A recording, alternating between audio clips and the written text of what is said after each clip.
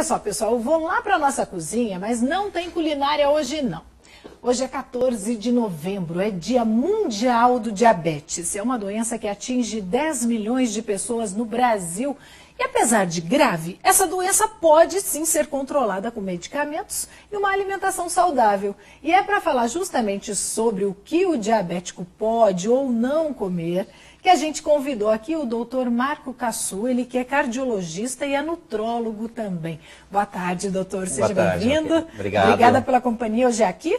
Quer dizer que então quando se descobre o diabetes é necessário então já ter aí uma consciência de que a alimentação tem que mudar um pouco? Sem dúvida. O mais importante de tudo é entender que a mudança do estilo de vida, que compreende o aumento do exercício na sua rotina e a melhora na qualificação e quantificação dos seus alimentos, é que realmente faz uma grande diferença além da medicação disponível para que o diabético tenha uma qualidade de vida, uma vida praticamente dentro do normal. Agora, olha só, a gente vê aqui alguns alimentos que a gente trouxe para ilustrar. O doutor estava explicando anteriormente, eu quero que ele explique para você aí de casa, que nem sempre a gente corta, elimina determinados alimentos. A gente tem, o ideal é que tenha uma balança. Essa é uma balança para a cozinha, especialmente, que o senhor trouxe para a gente aqui? É verdade.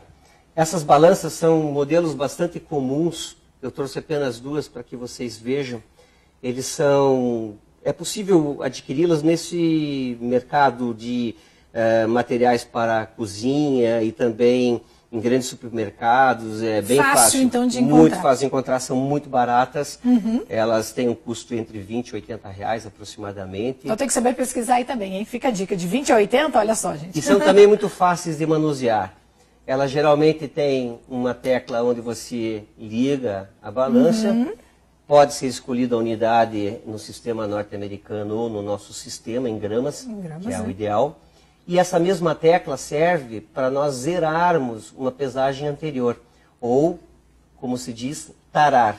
Então, no caso, se colocar um utensílio aqui, uma xícara, um pires, um prato mesmo, você em seguida que ele mostra o peso do prato, você pode usar essa tecla para que fique totalmente zerado. Zerado. E em seguida, o que eu quero dizer é o seguinte, muitos alimentos que inicialmente podem ser proibidos, na verdade, eles só devem ser consumidos em uma quantidade menor. Tipo pão, por exemplo? Por exemplo, o pão. Aqui nós temos dois exemplos bem importantes. Olha só, tem o integral fatiado e tem o de água não, francês que a gente chama, né? Exatamente. Sem dúvida nenhuma, o alimento integral é mais saudável. Entretanto, como está bastante já consolidado na nossa alimentação, os pães feitos com farinhas refinadas apresentam um apelo de gosto muito grande. Então, nós utilizamos muito. O que eu quero dizer é que, entre você ter uma proibição absoluta ou uma restrição parcial, é preferível tentar sempre que possível ter uma restrição parcial. Por exemplo, quanto nesse pão francês? Digamos que um paciente faça uma conta de uma quantidade de calorias diárias, ele vai precisar ingerir estas calorias dividido entre os macronutrientes, que são proteínas, carboidratos e as gorduras. Dentre os carboidratos, uma das fontes são as farinhas. Então, tanto faz a farinha refinada como a farinha integral, ela tem o mesmo valor calórico. Porém, não sendo refinado, ela tem outros elementos que são nutricionalmente mais interessantes. Como, por exemplo, algumas vitaminas que são retiradas no refino, fibras que são retiradas no refino e que são muito importantes para a nossa alimentação. Suponha, por exemplo, que um paciente precise ingerir, possa ingerir numa alimentação pela manhã 25 gramas de pão. Ela pensa, um pãozinho pequeno. E olha que esse francês já é pequeno. Realmente, Veja, a produtora pegou um pão pequeno. Você vai ver que ele tem 42 gramas. 42 gramas seria muito para um diabético? Depende do que ele vai ingerir em seguida ou a atividade física que ele vai fazer. Entendi. Em alguns diabéticos, principalmente aqueles que têm um controle mais intenso porque usam insulina e algumas insulinas de ação rápida que vão fazer despencar a sua glicemia, para que ele não tenha esses sintomas de hipoglicemia, normalmente calcula-se a quantidade de carboidratos de um determinado alimento e vamos tentar fazer com que aquele alimento faça um aumento da glicemia suficiente para ele realizar aquelas atividades e não ter nem hipoglicemia e nem hiperglicemia. Certo. Então, doutor, olha só, pelo que eu entendi que o senhor falou, a pessoa ela deve ter uma orientação médica, para ela saber exatamente, cada caso é um caso. Sem dúvida. Né? Não adianta, então, eu chegar e dizer, não, eu vou comer um pão ou meio pão, depende do meu estado físico, da minha saúde, né, da minha altura, enfim, do meu peso. Então, vamos agora focar, por exemplo, em alimentos que as pessoas devem mesmo evitar. Por exemplo, refrigerante e fritura. Deve evitar? E mais algum que o senhor dê aqui? Diga, evite mesmo, porque esse vai aumentar a sua glicemia, não tem jeito. Sem dúvida nenhuma. Um dos problemas muito sérios em relação a muitos diabéticos é o peso, entendeu? Porque a obesidade está ligada muito diretamente às complicações e ao avanço da doença que estamos falando.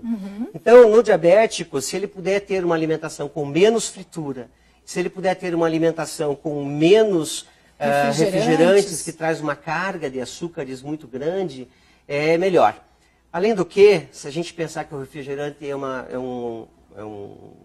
é muito industrializado, tem bastante conservante para poder ficar lá na prateleira muito tempo, certo? Recebendo luz, recebendo calor, recebendo frio. É verdade. Então, todos esses elementos também seriam melhor que faz mal para a saúde, né, doutor? Também de todas as formas. O doutor continua aqui com a gente já vai continuar o nosso bate-papo. Marco Cassu, ele que é cardiologista, é nutrólogo também, e hoje, no Dia Mundial do Diabetes, ele está dando dicas de alimentação saudável para que os pacientes aí, né, que descobriram a doença possam viver com mais qualidade de vida, né, doutor? Sem dúvida. Agora, doutor, eu estava vendo aqui, pensando comigo, algumas pessoas em casa, o senhor falou anteriormente, né, que é importante equilibrar o peso dos alimentos, conforme os carboidratos, proteínas, enfim, falou algumas coisas que a gente deve evitar, mas algumas pessoas em casa, às vezes, não sabem que tem diabetes. Que sintomas que a gente tem que ficar atento, doutor, para procurar um médico e fazer o exame?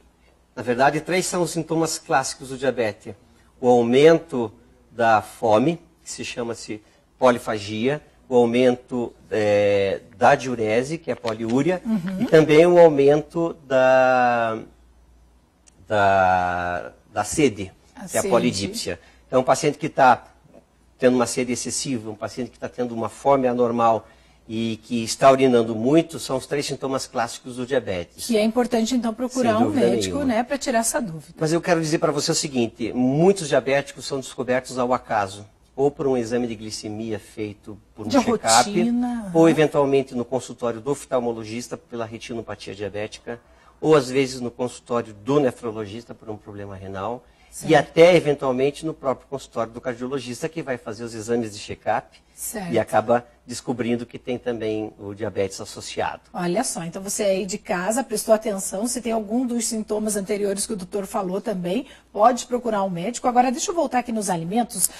O senhor falou que refrigerante, por exemplo, deve ser evitado. A gente sabe também que açúcares, frituras e, por exemplo, sorvete, pudins, essas sobremesas que a gente vai nos restaurantes ou vai numa festa e tem. O diabético pode comer, nem que seja só um pouquinho?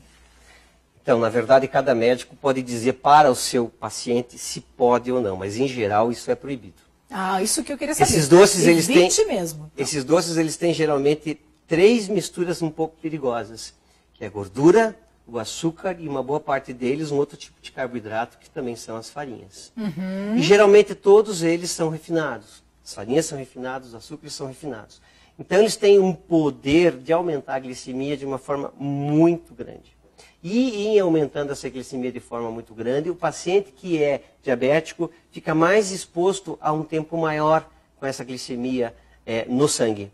E nós sabemos hoje que a glicemia, ou seja, o açúcar aumentado no sangue, é o fator tóxico que vai machucando, lesando os nossos vasos. Sim. E o diabetes, na verdade, é uma doença ocasionada pela lesão dos vasos, seja no coração, nos olhos, no rim, nas periferias, como os problemas que acontecem com as amputações, eventualmente. Agora, doutor, Quero fazer uma última pergunta para o senhor, que muita gente tem dúvida em relação aos produtos light e diet. O diabético pode investir nesse tipo de produto sem medo? Pode, só lembrando o seguinte, geralmente os produtos chamados light, eles têm uma redução da caloria e servem para uma dieta para perder peso. Certo. Não importa se a redução é pela gordura ou se é uma redução pelo açúcar. Ele tem calorias a menos. Certo. Já os produtos diet, eles podem ser específicos para uma dieta. Então, diet com redução de açúcar é dietético para os diabéticos. Para os diabéticos. Aí pode investir nesse tipo de Exatamente. produto. Então, né, o mais importante é sempre ler as instruções dos rótulos. Porque às vezes pode haver uma desinformação. Maravilha, muito obrigada, doutor. Obrigado a vocês pela oportunidade. Uma grande oportunidade, aliás, aqui que o senhor deu para quem está em casa e precisa, de repente, dessas orientações. Uma boa tarde, obrigada.